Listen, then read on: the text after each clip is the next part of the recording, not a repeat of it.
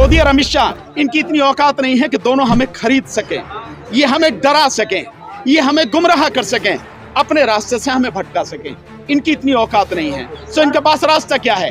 इनके पास रास्ता यही है कि ये हमें मरवा के और जो आपसी भाईचारा है वो खत्म हो जाए। मेरा तो सिंपल एक कहना है लोगों से, हम मर जाएं, हमारी हत्या करवा दी जाए, इसकी चिंता नहीं करना, लेकिन किसी भी हालत में ये जो आपसी भाईचारा बना है, हम सब लोग जो मिलके चल रहे हैं, इकट्ठे हो रहे हैं, ये भाईचारा टूटना नहीं चाहिए। वो किसी भी शेप में ये सारी चीजें कर सकते हैं, लेकिन इससे परेशान होने की जरूरत। सबसे गंभीर बात है कि मुझे मरवाने की जो साजिश है वो इस तरह से है कि मुझ पे हमला मुस्लिम समाज के लोगों के माध्यम से कराया जाए। हालांकि वो मुस्लिम समाज के लोग नहीं होंगे, होंगे ही नहीं के, जैसे ये मंदिर में मीट वगैरह फेंक के सब लड़ाते रहे, होते वही लोग हैं, लेकिन नाम लगाया जाता मुस्लिम का।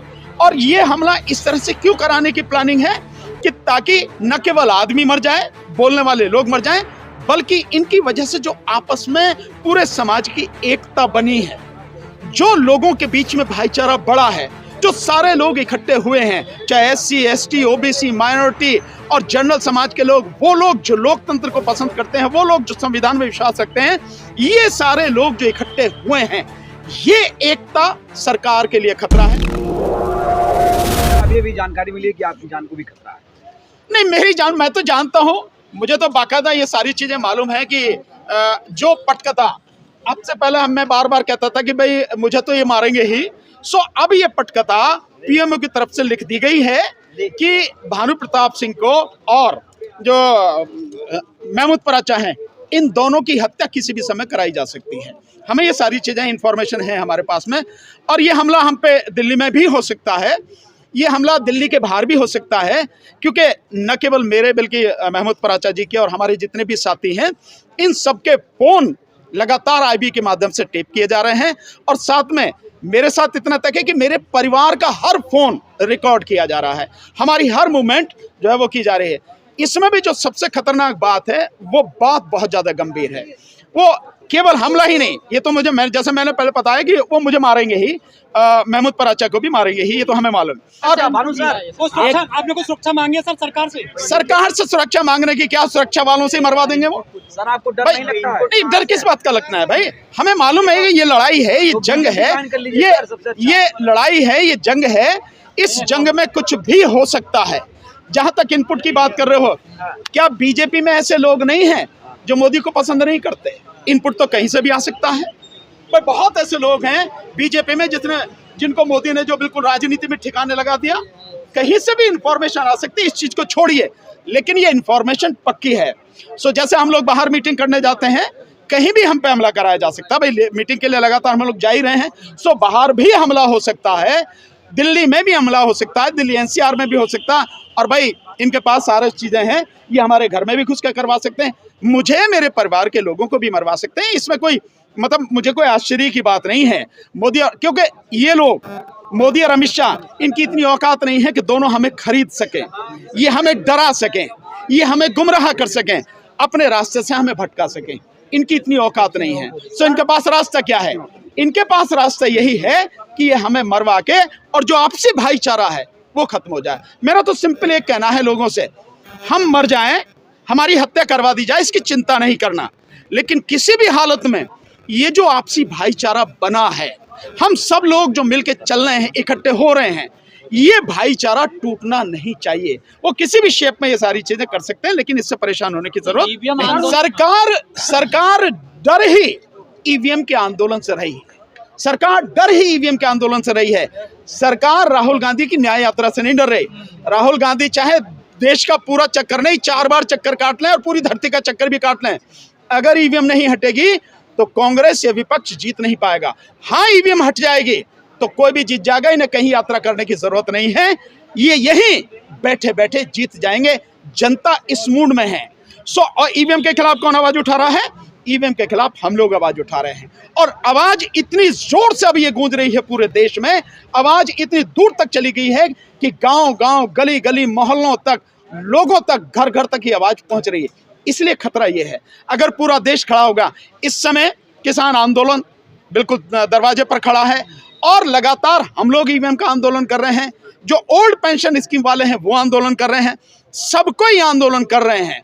और ये सब कुछ जब मिलेगा तो निश्चित रूप से सरकार का खात्मा होना ही होना है। इसलिए इस सब को तोड़ने के लिए साजिश की गई। गृह मंत्रालय को इन्फॉर्मेशन दिया आप लोग? जब मारने की साजिश ही वो कर रहे हैं, हत्या की साजिश ही वो कर रहे हैं, तो उनको मतलब देने की क्या जरूरत है? तो क्या मतलब है उसका? लगा रहे हैं सर आप? बिल्कुल आरोप लगा रहे हैं। बिल्कुल आरोप नहीं है, ये सच्चाई है। गृह आने मंत्रालय वाले सुरक्षा देता है सर? सुरक्षा हमें मालूम है किसकी सुरक्षा देते हैं, कैसे सुरक्षा देते हैं, ये आपको हमें बताने की जरूरत नहीं है। कैसे सुरक्षा देता, तो अगर ये सारी चीजें हैं तो दे देना हमें सुरक्षा। तो क्या अपने आप सुरक्षा दे देना जेड+ सिक्योरिटी में देना, महमूद पराचा को दे, मुझे दे, हमारे साथी राजेंद्र पाल गौतम है उनको दे, DC कपिल साहब को दे, जब राजेंद्र सिंघा साहब को दे देना जेड+ सिक्योरिटी। आप तो कह रहे हैं वही मरवाने के प्लान? बिल्कुल, मैं तो कह रहा हूँ मरवाने की प्लान वो करें, पर तुम्हारे सवाल का जवाब मैं दे रहा हूँ। तो क्या कोई अपनी सुरक्षा के लिए आपने कोई तैयारी करी? वो मेरा काम है, आप इसको बताने की मुझे आपको जरूरत नहीं है, मुझे क्या करना है क्या नहीं करना है। किस तरह आपका संगठन सपोर्ट करेगा किसानों? देखिए, उनको हर तरह से हम लोग सपोर्ट करेंगे, मॉरली भी करेंगे, फिजिकली भी करेंगे और लीगली भी करेंगे। जैसी सपोर्ट उनको चाहिए हम वैसी सपोर्ट उनको करेंगे जैसे हमने पहले की थी। बॉर्डर पर जाएंगे? बिल्कुल जाएंगे, जाने में क्या दिक्कत है?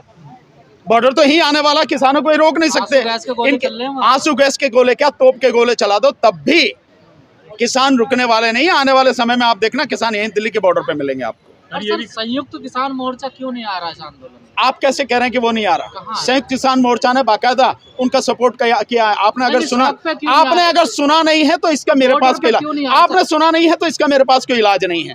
संयुक्त किसान मोर्चा ने बाकायदा ये कहा है कि किसानों के साथ किसी भी तरह की जाति बरजात नहीं की जाएगी। और संयुक्त किसान मोर्चा कल किसानों की सारी मांगों को लेकर भारत बंद का उन्होंने आह्वान किया है। और आज पंजाब में जो भारतीय किसान यूनियन उग्रा है, वो रेल रोको जो अभियान उनका चल रहा है। तो आप कैसे कह रहे हैं नहीं चल रहा? सब लोग साथ में हैं। ये सारे के सारे लोग ये संयुक्त किसान मोर्चा में थे। क्या सरवन सिंह पंढेर नहीं थे सिंघू बॉर्डर पे? देखा नहीं था आपने? क्या जो चौधरी हरपाल सिंह जी हैं ये नहीं थे क्या? क्या जगजीत सिंह जो दल्लेवाल साहब है वो नहीं थे? सारे के सारे उसी में थे। तो कल के भारत बंद में आप लोग शामिल रहेंगे? हमने ऑलरेडी घोषणा कर दी है, बिल्कुल हम शामिल हैं। हमने ऑलरेडी घोषणा कर दी है, किसान के हर कदम के साथ में हम साथ में खड़े हैं, क्योंकि किसान की लड़ाई इस देश को बचाने की लड़ाई है और किसान का संघर्ष जायज मांगों को लेकर संघर्ष है। और इस बार तो केवल किसान नहीं, किसान और मजदूर दोनों के लिए वो संयुक्त रूप से लड़ाई लड़ रहे हैं। और इस आंदोलन में इस बार मजदूर भी साथ में हैं। किसानों को रोक रही है? नहीं, कोई राइट नहीं है सरकार को किसानों को रोकने का, कोई राइट नहीं है। ये गुंडागर्दी है और कुछ नहीं है। केंद्र सरकार की और स्टेट गवर्नमेंट जो खट्टर की है, खट्टर का तो वैसे भी कोई अधिकार नहीं है, लेकिन उसे ऊपर से उसके आका ने हुक्म दिया होगा ना, इसीलिए रास्ता रोक रहे हैं। नेशनल हाईवे को खट्टर कैसे रोक सकता है? किस अधिकार से रोक सकता है? उसके बाप का नेशनल हाईवे। नेशनल हाईवे हर किसी का है और इस देश में संविधान ने हर किसी को कहीं भी जाने और शांतिपूर्वक तरीके से आंदोलन करने का, अपनी बात उठाने का अधिकार दिया। क्या इनको कोई मुकदमा दर्ज हो जाता है अधिकारियों पे इस तरह का? बिल्कुल हो सकता है, बिल्कुल हो सकता है। वहाँ के जो किसान है उनको कराना चाहिए, बिल्कुल इनके खिलाफ मुकदमा दर्ज कराना चाहिए, क्रिमिनल ऑफेंस है। लेकिन सर आपके बीच के जो आदेश अग्रवाल है वो तो कुछ दूसरी तरफ बोल गए हैं। वो बीजेपी का आदमी है। आदेश अग्रवाल जिसकी बात कर रहे हो प्रेसिडेंट है, उसकी बाकायदा बड़ी जबरदस्त सुप्रीम कोर्ट के जो लॉयर्स हैं उन्होंने उसके खिलाफ नोटिस दिया है। तो वो जो है वो बीजेपी का आदमी है, इसलिए वो बात कर रहा है और कुछ नहीं।